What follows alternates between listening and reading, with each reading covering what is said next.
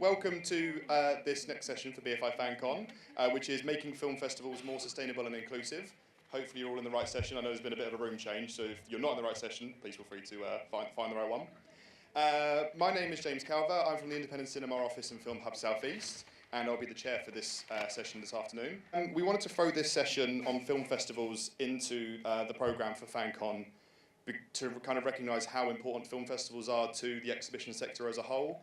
They tend to be a place where the majority of films are actually shown within the UK, just because of how the diversity of the content.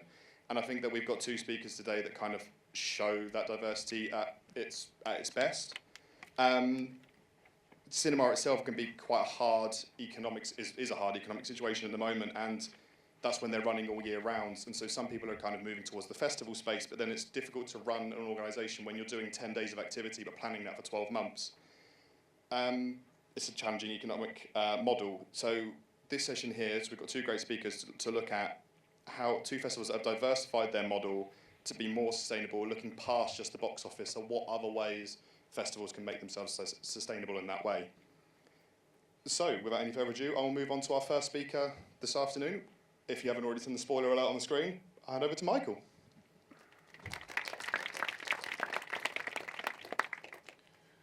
Thanks, James, and thanks also to the administrative staff and technical team who've made the conference so far so enjoyable to participate in. As James just said, I'm Michael Pattison, or if I'm checking into a posh hotel, Dr. Pattison. My pronouns are he, him, and I've got two apologies to make at the outset before we really get down to it. Some people are in the room who attended a Screen Scotland and Film Hub Scotland session in Edinburgh last week titled Building a Better Film Festival Sector, at which Alchemy's other director, Alchemy has two directors, which is one of the secrets to its sustainability, of directors of equal responsibility but distinct remit.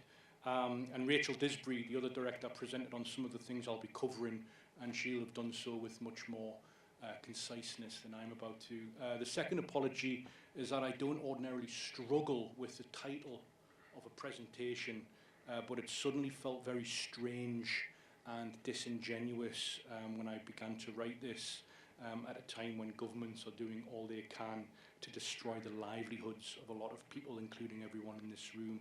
So the rather incredulous sounding title of this talk on sustainability is, as you'll have read on the screen there, Sustainability in This Climate.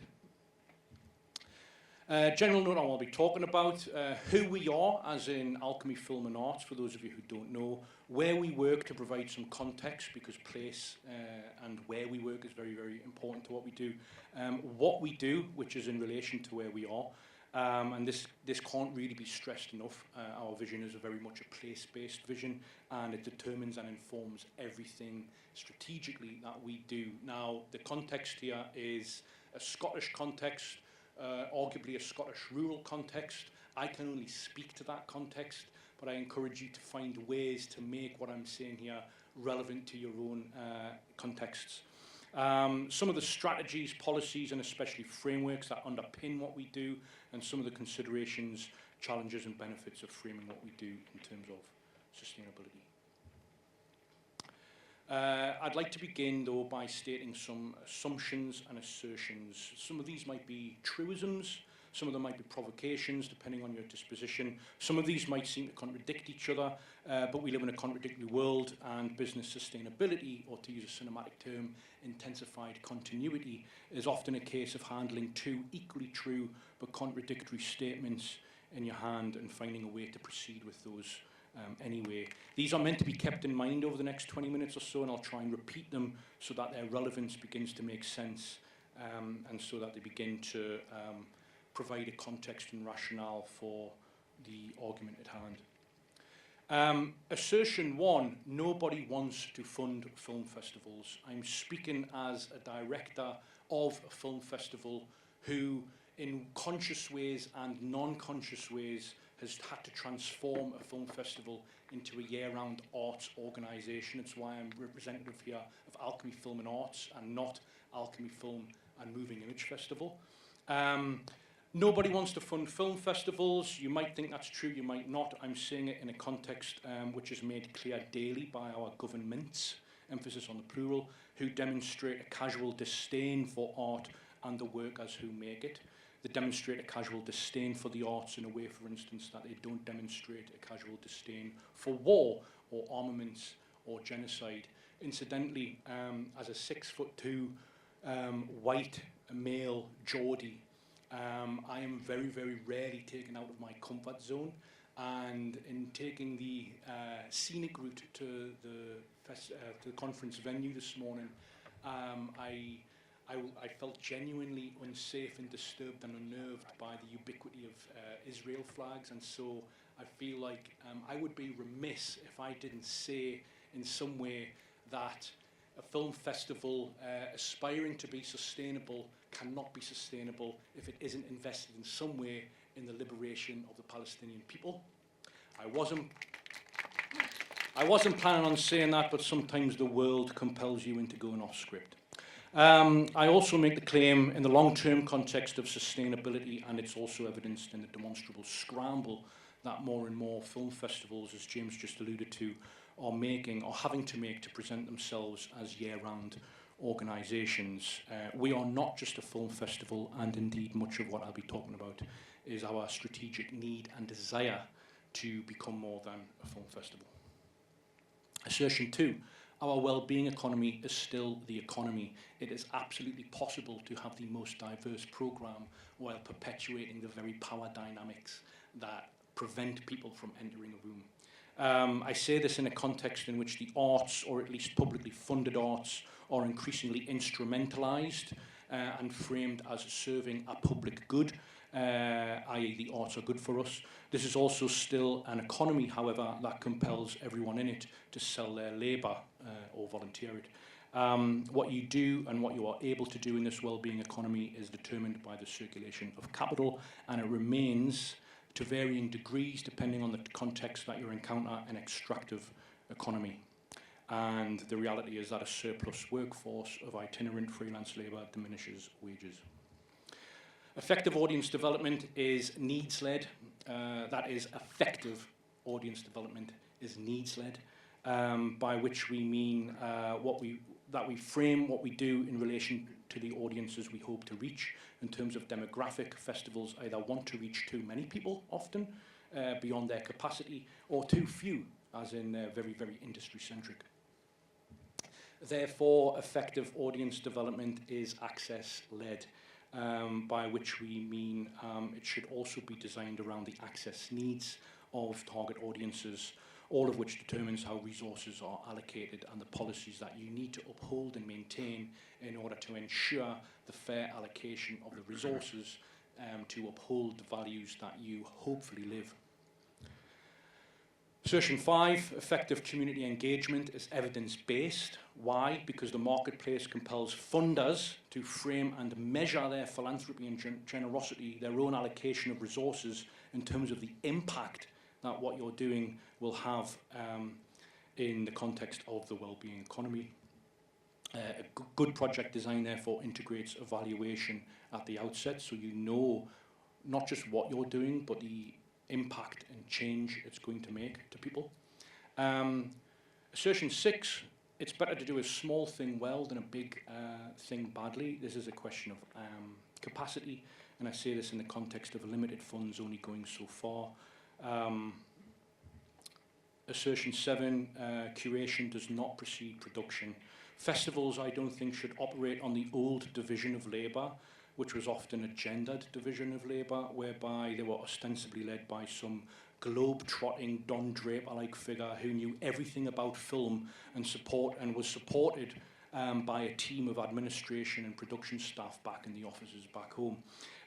Funding enables everything, and visionary curation without sustainability results in unchecked bad practice, and unchecked bad practice can often manifest in predatory behaviour, quick turnovers of staff, open secrets in the industry about who's terrible to work with, even though they're always in the room, and so on and so on. final assertion and assumption is artists are workers. We tend to ask governments to save the arts and to quantify artists. We exceptionalise and romanticise artists as performing some kind of magical labour. Artists are great. Interchangeably, you can switch artists for filmmakers. But until we arrest the development and play the long game of the metapolitics here, artists aren't going to be taken seriously. The arts will eat itself. We need to reframe the narrative and discuss the arts as something that is driven by and underpinned by actual workers and labourers. Who we are, Alchemy Film Arts. We're based, we're a Scottish charity based in Hawick, which is a small town in the Scottish borders. More on that in a moment. We're part of Creative Scotland's portfolio of regular funded organisations. Our core funding is from Creative Scotland, and we are very, very, very proud to be publicly funded in this way. We work broadly speaking with artists and communities across local, national and international contexts. We use experimental film. That's the first act reveal. It's not just film, it's experimental film. And artists' moving image as a way, emphasis on that, as a way to come together, as a way to have conversations, and as a way to strengthen community. We don't shy away from this instrumentalisation. Film is for us a gateway, a method, a conduit, a catalyst. And that's an image of the team that delivered our festival this year.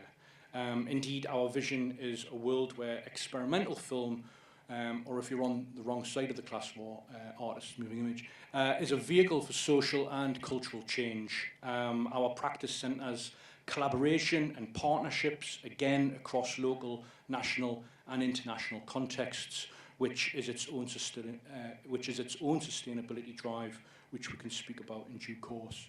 Ours is a critically engaged practice. We're interested in the continuities between curation and criticism, and in curation and the production through which you make curation a thing as a critical act. Curation as a critical act or as a work of criticism. And our vision places questions of inclusion, questions of equity, and questions of fairness at the centre of this critical practice. I don't need to go through what our values are. I think you should live your values rather than list them. But nevertheless, there's a list of them. Where we work in Hawick, and one of our unique claims is Alchemy is Scotland's only screen-led and place-based organisation. Our geographical context is so important to us that it's worth giving it a bit of attention, because it informs, as I said, what we do and why, and also how. Hawick's Scotland's most landlocked town, apparently. Don't quote me on that. You'll have to edit that out later on. About 20 minutes north of the border of England, or 35, depending on where you cross that border. Historically, it's a town known internationally for its cashmere production. And although it still produces and exports high-end cashmere, it should be understood in the context of deindustrialisation, the decades-long project of neoliberalism, and also understood in the context of marginalisation and the concomitant effects of that neoliberalisation. The withdrawal of key infrastructures. Hawick hasn't had a train line since 1969. Why? Because the Tories decommissioned it as part of the beaching cuts. Not to name names. Hawick has areas that rank, and I don't say this with any pride, but it is important in the context of, there's no use shying away from the fact that curation is intrinsically opportunistic. Funding is allocated according to need. And so Hawick, it's worth knowing, is marked by multiple deprivation, fuel and food poverty, life expectancy, school attainment levels, all compare unfavourably to national averages. And this exacerbates and is compounded by marginalisation, rural isolation, digital exclusion and youth flight. All of which underpin a relative lack of opportunities to attend or participate in quality cultural events. What we do. We do three things. We deliver the UK's Festival of Experimental Film and Artists Moving Image, Alchemy Film and Moving Image Festival. We deliver Film Town, an award-winning programme of community filmmaking, skills development and creative learning. We deliver a programme called The Teviot, The Flag and the Rich, Rich Soil, which is Scotland's only film-specific residencies programme supporting the generation of new knowledge through long-form, practice-led research and cross-sector or multidisciplinary partnerships. Key to all of this is that we don't just deliver these core strands, but we deliver them as a strategically intersecting single holistic programme where audience development, stakeholder retention and community engagement all speak to one another in a strategically aligned way. Some nice things that people have said about our festival. I'm not aware of any negative things that people have said about our festival, but you know, that's not to say I think people don't say them. We're a film festival unlike any other in Scotland, with a distinctive focus on unusual experimental filmmaking that blurs the boundary between cinema and visual arts.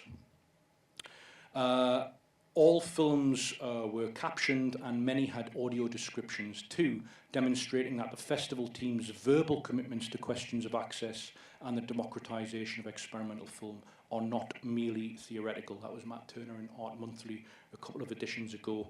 And in relation to this year's festival, Shranlin Tam at Little White Lies said, "We should not live in a world where Alchemy is one of the few outlying film festivals to stand vocally in solidarity with the Palestinian people and carve out space to celebrate Palestinian artists this year, but nevertheless, we do." The TV at the Flag and the Rich Rich Soil is our residencies programme. Now, I'm only mentioning this not just because it's a core thing of what we do, but because we launched it in 2021 as part of Culture Collective, which was an amazing initiative rolled out by Creative Scotland as a COVID relief scheme designed to support arts organisations in delivering community-oriented programmes. Now, this was the caveat of the funding. At least 50% of those funds had to be ring-fenced for contracting artists, and they were also upheld to do so at an artists' union rate, which was kind of amazing to be held to account in that way. The TV at the Flag and the Rich Rich Soil, though, wasn't just launched in 2021, but it formalised a pilot residency that we'd hosted in 2019, which lasted 2 weeks. It lasted 2 weeks in 2019 because that's all we could afford to do at the time. And it was all we could afford to do at the time because we wanted to pay Scottish Artists' Union rate. Coming back to what I said about doing something small well rather than something big badly. And not paying artists properly is possibly pretty bad in our estimation. Through that pilot residency, we demonstrated through evaluation and documentation the efficacy of engaging artists to work with the community groups that we were connected to and with whom we could properly facilitate meaningful connections. It wasn't just artists coming into town and kind of like left free to form their own relationships. We mediated and facilitated those relationships, and subsequent to that have come up with a post-project partnership retention policy and strategy whereby when an artist leaves town, having parachuted in, we are still there as people who live among and work with the communities that we collaborate with. And we could leverage, we screened work as a result of that residency to the people who had made it, and we could demonstrate a demand for and an uptake of such opportunities. TV at Flag and the Rich Rich Soil engages artists, as I've said, on a range of scales from 2 to 12 months, paying union rates and in addition to a materials budget proportionate to the residency length. And residents make new films responding to Hawick and its histories as a starting point, and integrating such residencies into our core programme represents for us what we call organisational change. With proper support, we've developed a viable programme that is properly staffed and resourced on a year-round basis.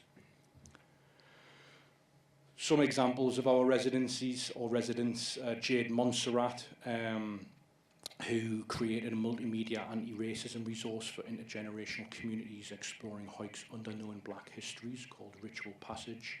The Wool Aliens and other films, Julia Parks, was a suite of 16mm films exploring the interconnections between animals, plants, and our region's textiles industry. Notes from a Low Orbit was a feature-length film by Mark Lycan, a documentary study made in collaboration with the town's plural communities, studying the everyday routines and rituals of the town that might otherwise go undocumented. And our current cohort of residents are Luke Fowler, Corin Swan, Francisco Yinas, Maybell Peters, and Miwa Nagato Apthorpe. Film Town is the third core strand that Alchemy delivers on a year-round basis. It's a program, we describe it as a program of community filmmaking, skills development, and creative learning. It took its name from a regional newspaper article that claimed Alchemy in 2018 were putting Hawick on the map as Scotland's film town. Now, this is not to suggest or imply that Hawick is only a film town. It's rather to acknowledge a multiplicity in Hawick's cultural identities. Yes, it can be a Kashmir town and or a rugby town and or a town of the horse, but can it also be a film town? We launched the programme in 2019 following a feasibility study by the Development Trust, Future Hawick and Scottish Borders Council that had identified Alchemy as a potential key agent in the establishment of a local film and media hub. We launched it as a 3-year project, retroactively framed as a pilot project, funded by Esme Fairbairn Foundation and Robertson Trust. The key strategy for us was to focus on direct engagement. This was not an open invitation to audiences to cross thresholds. Indeed, we designed Film Town partly in response to questions of capacity, sustainability, and resource efficiency on the days of the year when our festival wasn't taking place. 60% of our festival encompasses the artists who are exhibiting at the festival. What happens for the 360 days of the year when those artists aren't in town? How do we embed ourselves and make ourselves relevant to the community that we expect to host us for 5 days of the year? What are we doing on the other 360 days of the year to kind of strategically embed ourselves into the town? And we recognise crucially that calls for participants will always, open calls for participants will always and inevitably favour a certain kind of participant, i.e. those who already know of your work. We wanted to reach people who wouldn't otherwise cross a threshold into a workshop environment or a cinema space or an exhibition of experimental film. And so by partnering with groups direct for, say, ring-fenced 12-week slots, we could spend time with groups to facilitate film projects on their terms about subjects of relevance to them and pay equal attention to the process of making the film and watching it together afterwards. So early on, we partnered with pre-existing community groups such as Jedburgh Scouts, Hawick Cubs, Interest Link, which is a local volunteer befriending group for vulnerable adults and young people with support needs. This is Branching Out, which is a youth group of people with lived experience of autism at the world premiere of a film that they made about their lived experience of autism, which screened to Scottish Parliament.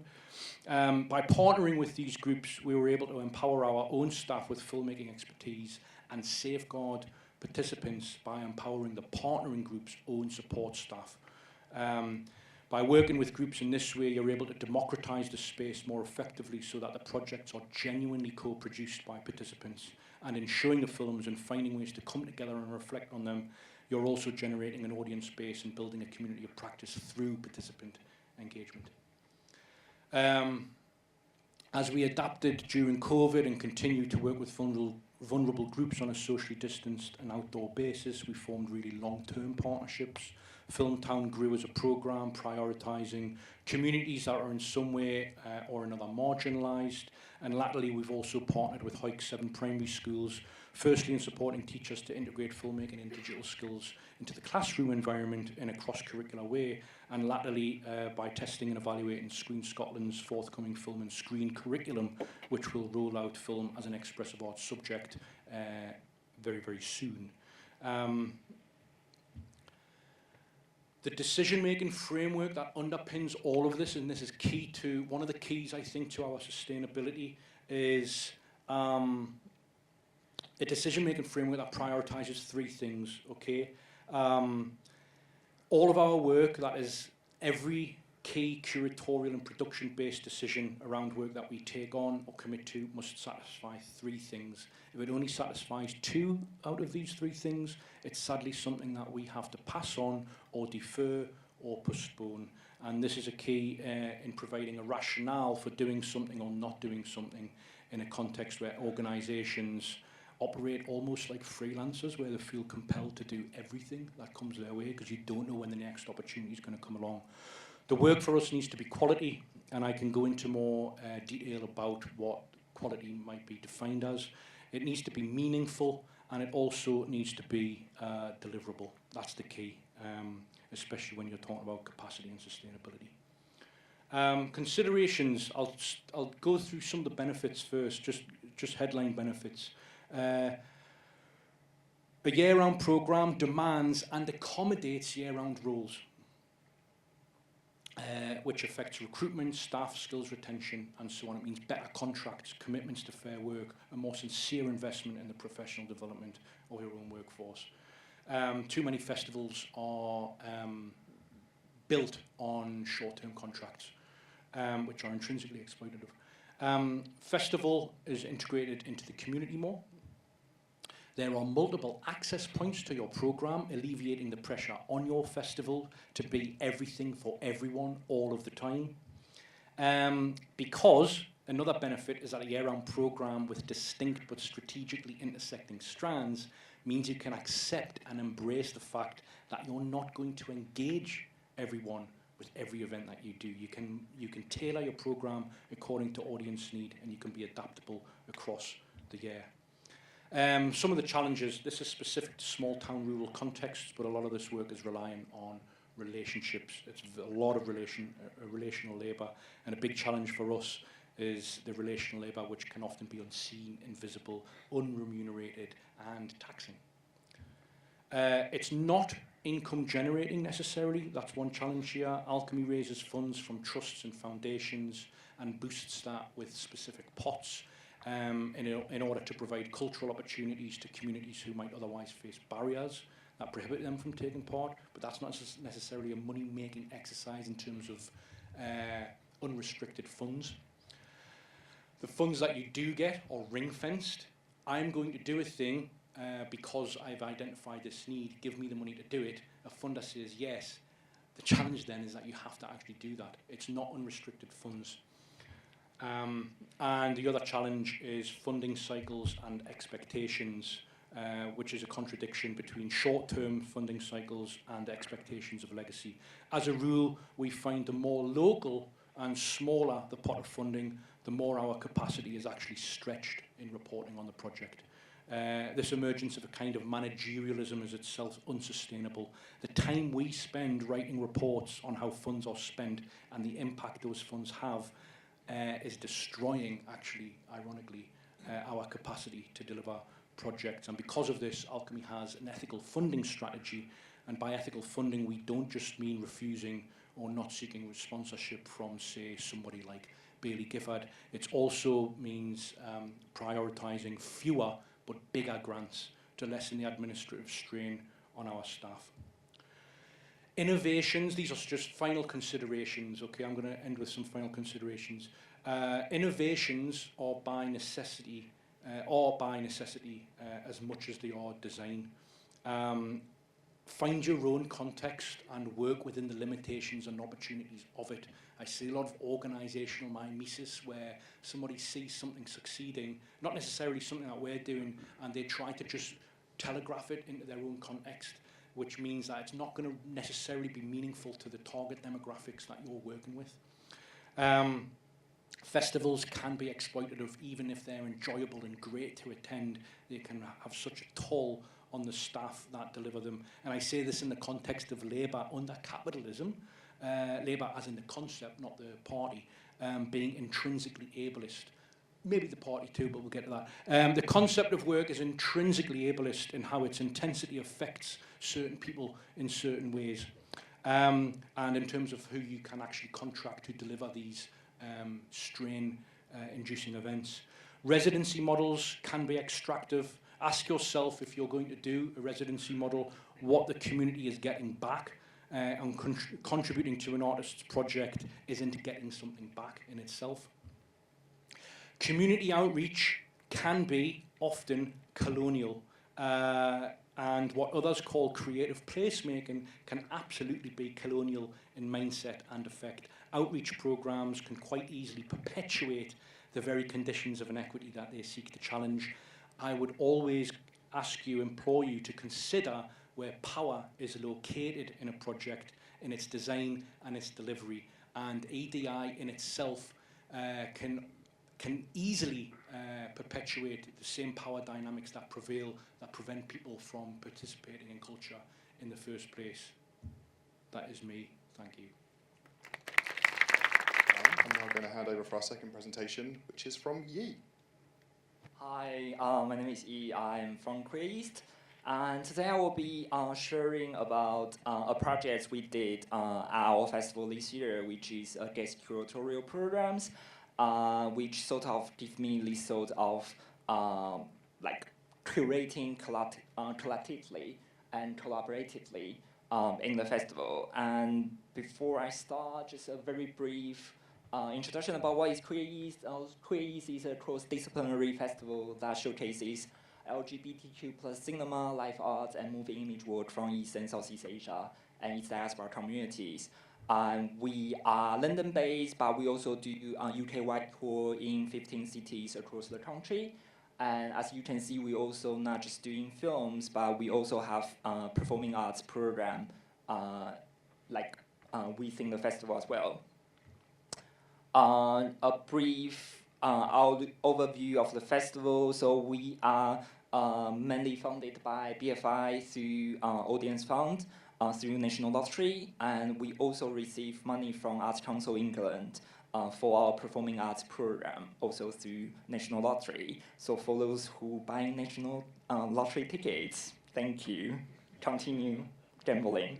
And, so like over the past 5 years, we've screened around 500 films from 29 countries, mainly East and Southeast Asian countries, but also go beyond that. And we've worked with 46 venues in 26 cities, mainly in the UK, but we also have reached in Amsterdam and Berlin in the past 2 years. We've worked with 100 partners, ranging from arts and cultural institutions, cinemas, but also grassroots LGBTQ plus community space, local libraries, and so on. So before I go into what we initiate this guest curatorial program, I just want to share some missions that I think is very important and sort of influence my decision to get on with this open call.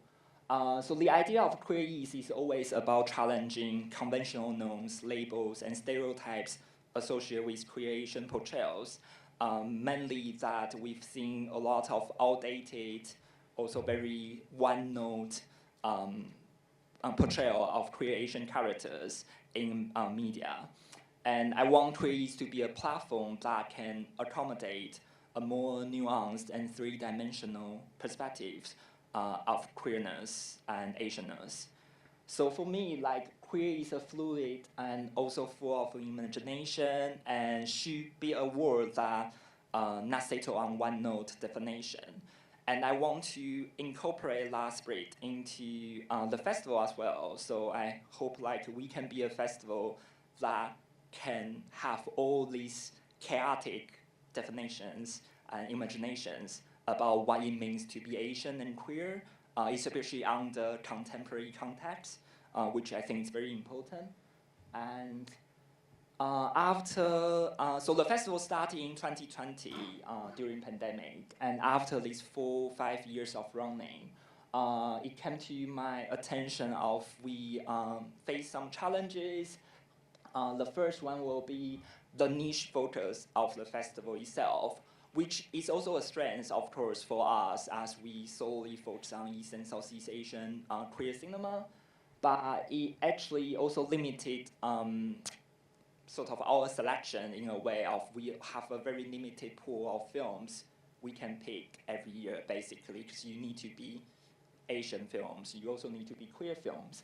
And it also sort of like prevents us to be able to reach a wider audience, especially for us as a UK-based festival. A lot of audience, they probably don't have, they probably are not familiar with the context of East and Southeast Asian queer cultures or cinema. Or it also prevents us to have a more close industry ties with filmmakers based in these countries or film industry across Europe.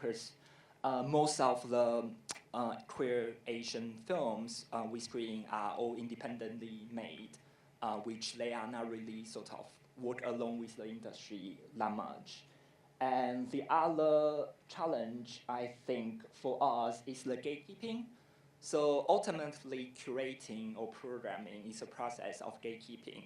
And myself, as a director of the festival, I make choice, right? I make choice of what films can be screened in the festival and what cannot. And we also, and on top of that, we also work with different venues. Each venue have their own venue program as well. And of course, each venue have their own characters, their own existing audience base, and also the preference from each programmers also slightly influence the program we made in a way. Of course, I've like worked with pretty amazing people in the past 4 years, so like we don't really get a lot of like obstacles in terms of working with venues. But that is something within the festival I think we need to address. And the third one is my personal limitation and also my personal preference and bias. Because of course I am a queer person, I'm a Taiwanese, I'm an immigrant, which sort of limited my understanding of East and Southeast Asian queerness. Of course I have certain level of knowledge on this topic, but I also can't say I understand everything, especially when it comes to, for example, like I won't know what it feels to growing up as a British-born Korean, as a queer person in this country, because that's the experience I won't be able to understand in a way. Or I don't really understand a lot about Southeast Asian queer culture, which is very sort of long history with thousands of years of history, and that is something I won't be able to get a full picture. So I'm also aware of my personal limitation in terms of curating a festival program. And therefore, I had this. Of course, this is not a new idea, but I think like I really hope this can happen in the festival. Is like we can apply a more decentralized approach that challenge the traditional sort of festival curating through the top to the sort of like a top-down curating model. So I hope like I can work with a group of guest curators who can share their creative minds and also their personal perspectives on Asian queerness to the festival and help us to be able to accommodate more authentic, diverse, and dynamic voices directly from the communities. And therefore, we initiate these open call for guest curatorial programs by the last November. Just to be full transparent, like this is the fee we pay. I don't think it's a big fee, sadly, but this is something we can do. So we have to limit it pretty much a program within £1,000 based on the funding we have. And so for the idea, we pay $350 for the curator to contribute their idea, and then we support them with £500 or slightly stretch it a bit to help them realize this program within the, by working with the team. And there are three sort of main focus when we decide what programs to be selected into the festival. And so the first one is like, I really hope like the programs can champion distinctive cultural experience, which hasn't been showcased in the festival before or we haven't aware of before. And also I think another key factor is the program idea can help us unlock new partnership. That means like probably not by working with the venues we haven't had a chance to work before. Usually these other venues are not cinema setting, so like we can working with them by doing different things. And the third perspective is support audience development. So we really hope these ideas can help us reach out to the audience group that they probably didn't come to our festival before, or they are aware of the festival, but our previous program doesn't fit their taste. So we really hope these ideas can help us to reach out those audience. And the result is we had 13 guest curators from across the world with all kinds of different backgrounds, professions, and their personal life experience working with us collaboratively to realize 10 screening events at the festival this year. And most of these guest curators, first, they don't really work in films. They don't have film training before. A lot of them came from all sorts of very different backgrounds. We have a guest curator who's major in neuroscience, like an actual life-saving, money-making job, which I don't know why he decided to get into film curation. But we also have like a curator who is simply our audience in the past and just happens to have a brilliant idea that we want to take. So we really focus on like we need to have the people that we don't know before. So we don't pick up from the existing pool, but like being open-minded to work with all these different people. And so I will just be sharing like 3 picks from this year's program, which I find quite interesting and like to share with you guys. So this is a program by a Singaporean student, Wei Hao. It's called Re-Encountering Sunset Waves, Birds and Bees. And so this is a program that we screen a film called, let me find out, it's very long name. Long Time Between Sunsets and Underground Waves by a Chinese filmmaker called Hawick. And this film is not at any chance will being categorized as queer films if it's not within this program. So what we did in this program is we screened the film, and after the screening, audience are invited to have a guided tour in the Museum of Home's Garden, so which is a venue that they don't really have a screening facility, but for these events, we can make it work there by using their existing lovely garden there. And so the program is mainly discussing the human and nature relationship through a queer perspective. So we think that makes perfect sense for this guided tour. And so the curator, he invited a queer ecologist to guide audience through the garden. So I'll show you the pictures. So this is the film still from the actual film.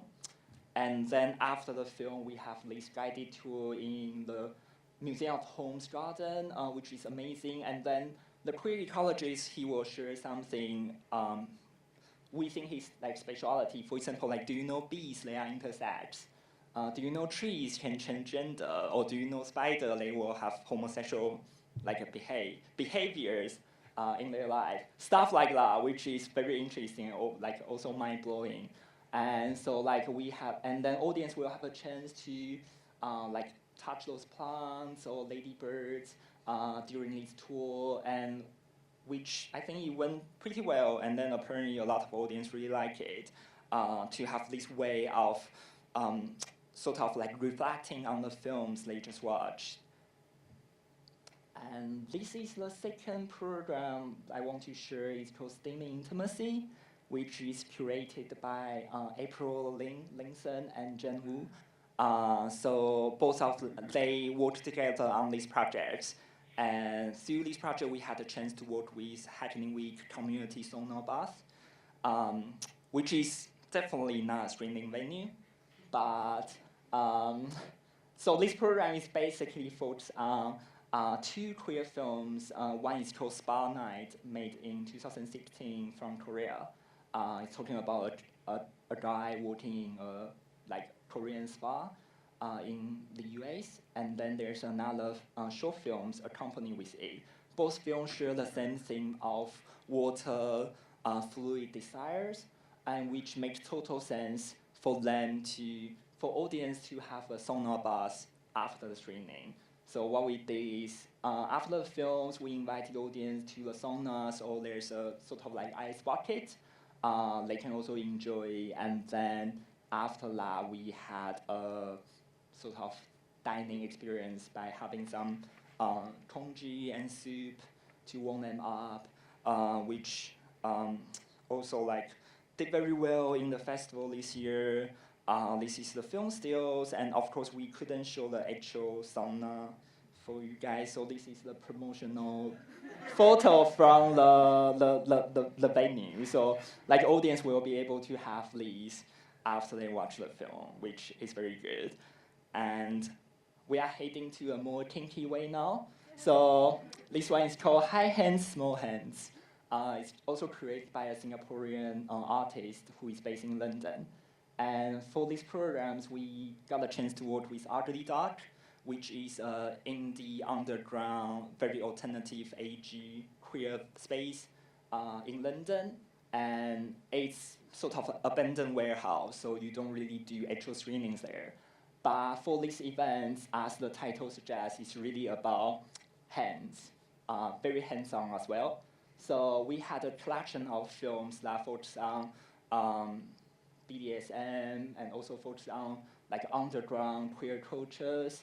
And then for that, then we had an actual bondage rope performance and workshop for the audience. And so this is one of the still from the short films we screen. And what we did is we have this fully latex covered GIMP being tied up on the chair there, welcoming audience when they sit down, and then this person sees through the entire screen. And we also invited a rigger to be part of the event, and audience can have a chance to purchase this participant ticket, which is the front row. And so we have 15 tickets available for that. And then the rigger will actually tie the audience on their chair throughout the, and then audience will be tied together on the chair and also with each other throughout the entire screening. And so this is the way they have to watch the film through the screening. Then I think this sort of reflected to the curator's artistic vision of the sort of the playfulness of this program, and then it was well received, and we also received some audience feedback which we could be more harsh to them, which I was a bit wrong place. But I think audience are very enthusiastic about that. And yeah, so these are something we did in the festival this year, and just share some impacts and outcome, I think, with you. So for these 10 guest curatorial programs, we had a 100% sold out, which is very great. And then the capacity, of course, they are not that big, but I think ranging from 35 to 150. But it has been quite amazing for us to be able to sell out all the screenings within this trend. And a lot of screenings is more about we couldn't repeat it. But if we do repeat those screenings, then there's also a way to unlock some business potential and income generating potential for us, I think. And then the second sort of outcome for us is it definitely helped us to be able to offer alternative interaction with screen content to our audience, which personally probably a lot of people, they are more sort of want to sit quietly throughout the screenings, but we also identify there are more and more audience. They want something add on to their screening. They want something more immersive more theatrical, and which I think through this way we had the chance to be able to gather all these creative minds within our festival and to be able to offer this to our audience. And the third one will be very successfully enhance our brand image in a way, because Queer East has been sort of positioned itself as a platform for the community and a platform for gathering all alternative and also diverse voices within the Asian queer East and Southeast Asian communities. So like through this way, like we are able to reinforce our brand image to our audience. And the fourth one will be the really successful social media exposure. I think like for these kind of like projects we did, not just us, we are sharing the contents. All our collaborators, they've been actively post about their events on their social medias. A lot of events we did are very Instagrammable, so we received a lot of shares, and which definitely help us to raise more awareness and reach out to the potential audience that who maybe come to our festivals in the future. And then the fifth one will be the diversifying and make our program, and also make our program more inclusive in a way.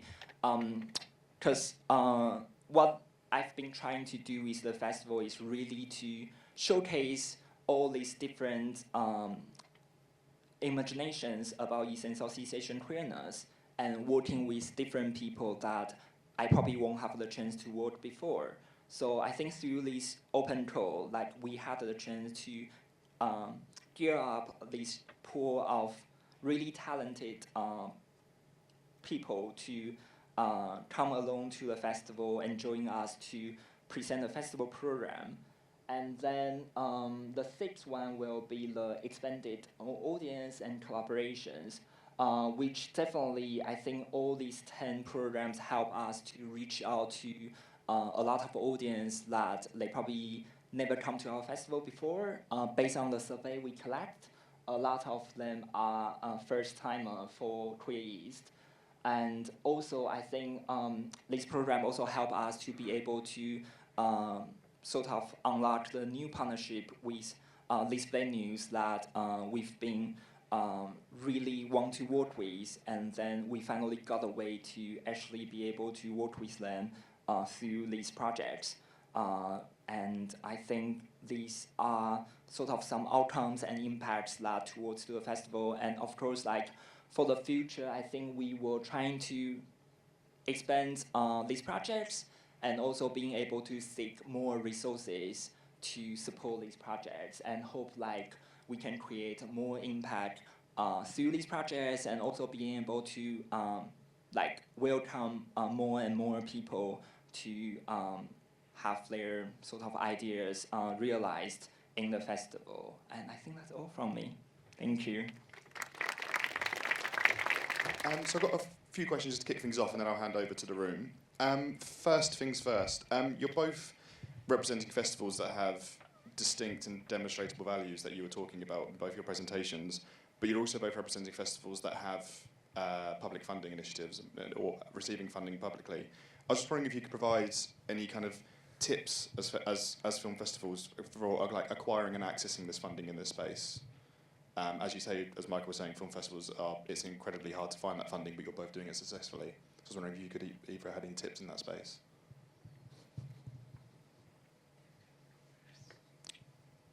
I will defer to you. Yeah, I think for us, sort of like, of course, we are very young festival, only 5 years old, and then we were in a lucky position to be able to have the National Audience Fund in our second, third year. So we were mainly funded through the Film Hub in our first 2 years from Film Hub London, which if anyone familiar with that, then you know how less the money they offer. And are there any Film London people here? But But I mean, like we sort of shift that to the National BFI Audience Fund in our third year, which you need to make a lot of promise to them. I think like one of them is definitely go nationwide, and which I think you sort of need to get ready before you want to get into that area of funding. And we did, and then but it's very difficult to sort of maintain that funding stream for us because we are a very, very small team, and as like most of us are working on a freelance based, so it's always been quite difficult for us. And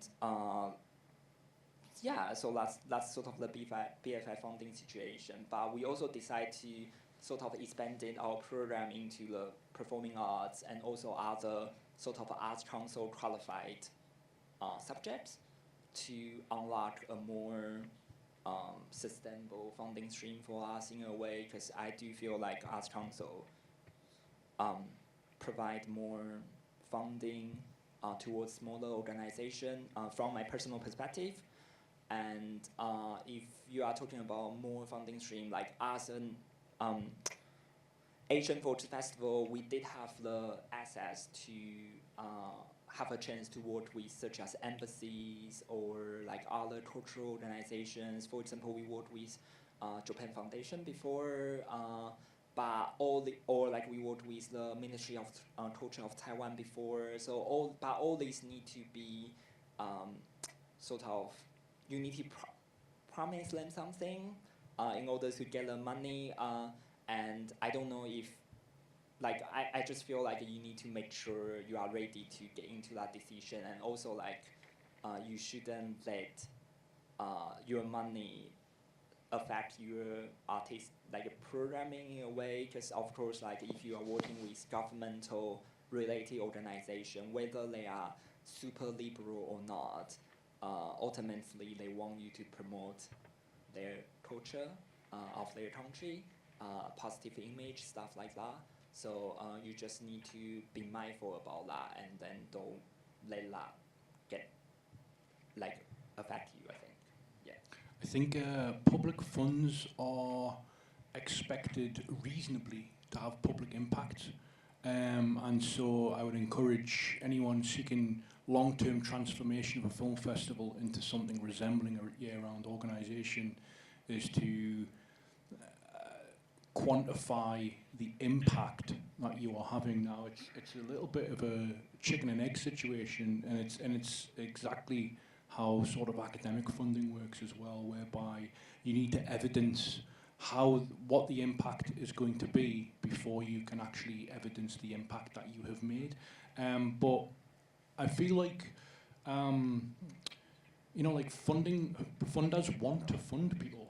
And because they want to have that public impact and be sort of responsible for allocating resources to that impact. And so I feel like whether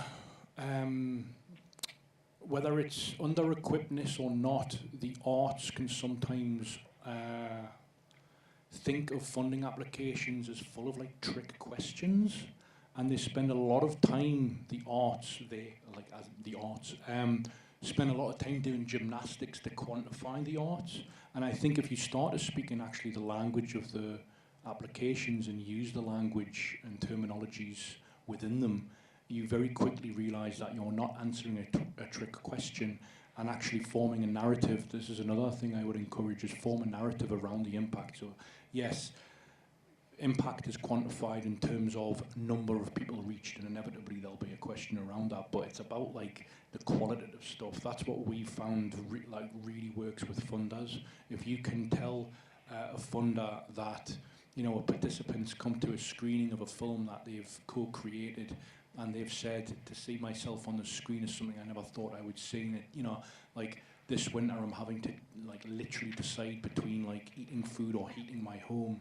It moves you to tears when you see that sort of thing. So why wouldn't it also move a funder who are staffed by really overworked, underpaid staff themselves, Perfect, thank you both. And then I've got one more question and I'll hand it over to the room. It's like direction change, but you're both talking about working with a lot of communities and a lot of people that aren't necessarily involved within the film industry or the artist industry at all. How do you go about reaching those communities and those people? Because I think a lot of us in the room have like tried different audience initiatives and tried different things, but how have you reached out to those people?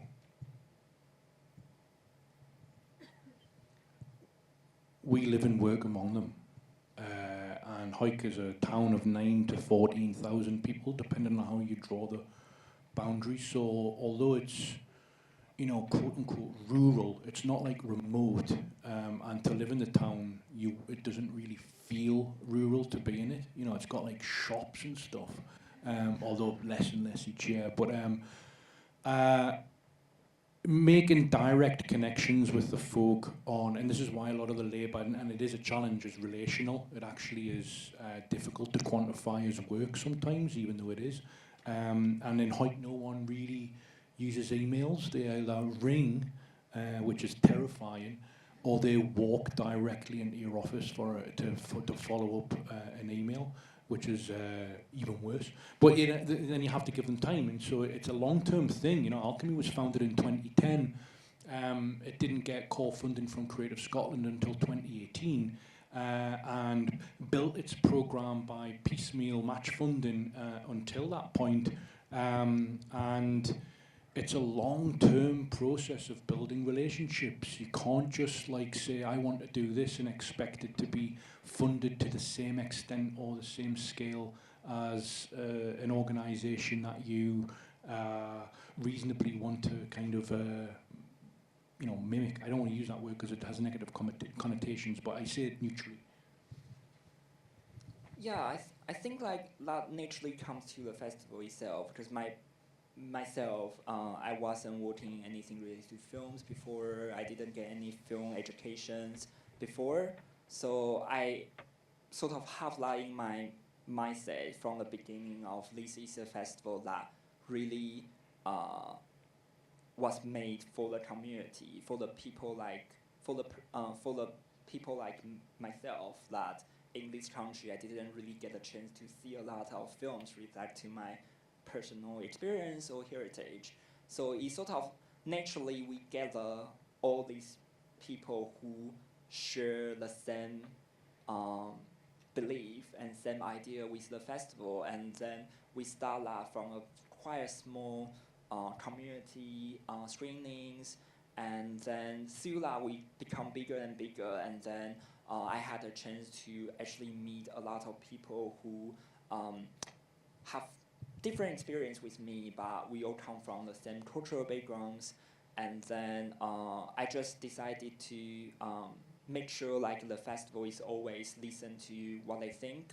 I read all the audience feedback who like provide to the festivals, and then I trying to actually have a chat with all the audience in our screening whenever I get a chance to hear what their feedback, and also like through that I actually got a chance to know a lot of people who share the same passion and ask me, and then I sort of bring them to work together. So a lot of collaborators working in the festivals are all sort of I met through different screenings, or like we contact each other through social medias. And I think there's also one thing for me is because I wasn't in the industry before, so I sort of don't have that burden on me, right? I didn't know anyone, so I didn't need to do anyone's favor or something. And then so I just naturally have this group of people, and I think it is quite interesting of like most of the people I work with, they are all not from film backgrounds in a way, but I feel like it's actually quite interesting to have a festival that gather these people who are passionate about film culture, but not necessarily from a film background as well. So yeah. Perfect, thank you. I was wondering if you could expand on what you were talking about, Michael, in terms of colonial funding and institutional funding. Guessing that you're getting funding from the UK government, so if you could maybe expand on that. I think that you said something about not wanting to provide a colonial context, so obviously I could see within your residence see artists. You're bringing a more diverse community to Hawick, a place I've not been to, so I don't know much about. But when you were saying about I think the word you used was imperial, not colonial. So I just wanted you to elaborate on that. Yeah, thanks for the question. It was colonial, I didn't say imperial. And Alchemy doesn't receive funding from any government. What I meant, I think what you're referring to is when I said a residency model can be colonial. I'll qualify that by saying neo-colonial, like in mindset. That's what I said. It's colonial in mindset, by which I mean a group of people, let's say art workers, coming to a town, setting up shop, and telling them what kind of culture they should be making, and convincing themselves that they're providing them the tools with which to make that culture, I think is an imposition on that town, and it's possibly risks telling them that the culture that predates your arrival isn't valid or legitimate. That's what I mean by colonial. Does that make sense? No, that and it's something that we try to be mindful of in doing everything we do, in taking time to establish trust and relationship with folk, and making sure that post-project we're still there, so that we're not just withdrawing the means of cultural production, and we are sustaining those kinds of relationships and building what I said is what feels like a community of practice. We're not under any illusion that folk who make films in this way are going to continue to make films independent of us, but it's providing them with the means by which they can not just make films, but actually sustain themselves as a community in ways that might transcend filmmaking, but also enhance what the culture that already exists independent of us. Does that make sense? It makes sense. Then I'm also just wondering if you could, in terms of like ethically sourcing funding, like how does one go about that, especially when you're starting off and you're an established organisation of what, 14 years? Like how do you go about doing that? I'm happy to have that conversation with you afterwards. I'm just really conscious. I'm not the chair here, but I'm conscious of time, and I want you to have an opportunity to answer a question as well. Sorry. Yeah, right to say, Michael, you'll be around for the conference as well, so we can carry on that conversation in more detail at a later point. But also, do we have any other questions? We've got time for one or two more in the room, or if not, it's 3 o'clock, so we could. Oh, sorry, didn't see the hand there. Hi, I just wanted to ask you about how you see this sort of development going for the guest creators who you've given this opportunity to, and how you might continue to potentially, do you intend to work with them again, or do you want to bring in new people? I just wanted to know what the development was. Yeah, so I think in the festival, in Korea East, we try to say this 2-year period. So every collaborators we work with, it will have sort of a minimum 2 editions guarantee. If they want to, of course, if they want to continue work with me, and and so yeah, so like if they want to continue, if they want to come back to the festival for the 2nd year, we will be able to take them in, and we also trying to support them to seek different like opportunities. So like we actively sharing different, if they are interested in film program, then we actively sharing them different trainings or like different festivals which are doing open course and so on. So trying to support them to do that. And I think very interestingly in a lot of collaborators I worked with in the past, is a lot of them, they also have the same passion of started their own film initiatives.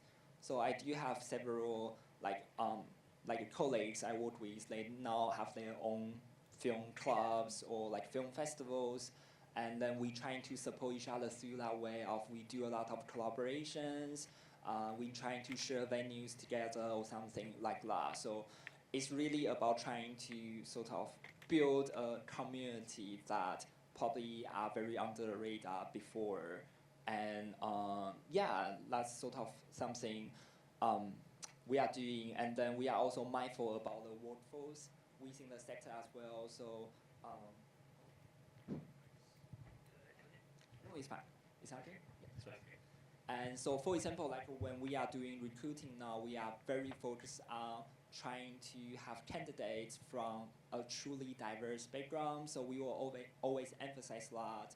I pay a strong attention on candidates who don't hold English as their first language, which is one of the sort of things we always encourage for a festival like us, as we are a festival that really focuses on a different cultural context. So, and I think like language is also always a very sort of powerful tool to influence your thinking.